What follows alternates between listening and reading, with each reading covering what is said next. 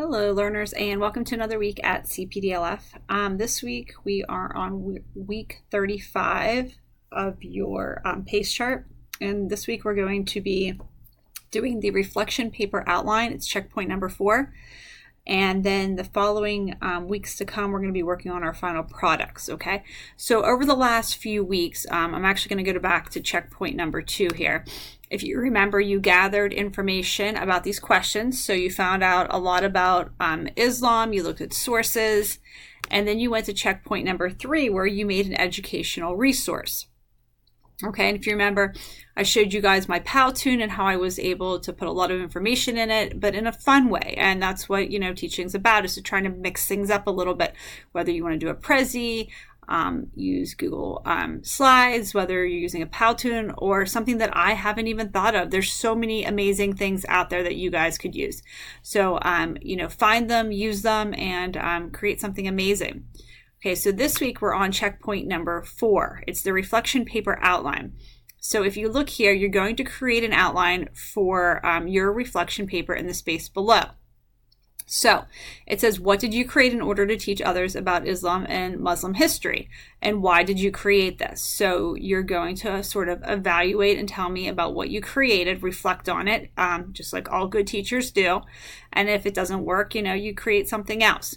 Your reflection paper should include a following. So you should have an introduction and a conclusion, telling me about it, some evidence from your sources. So you put some of the information in that you gain from your sources. And you're going to have some quotes integrated into the writing and into the things that you create. And you're going to get some feedback here that you introduce a topic and a clear main idea or claim. Focus on the main claim, and obviously the higher up you go, the more points you're going to be awarded. Okay.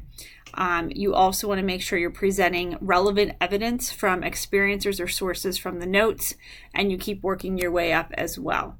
Okay, so let's just go over this again here. So by now you should have a source, you should have looked at information, created some way to present the information.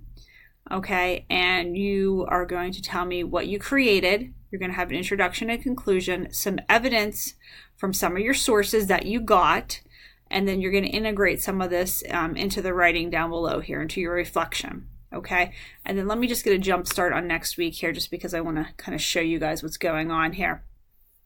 So, and then you're going to have your final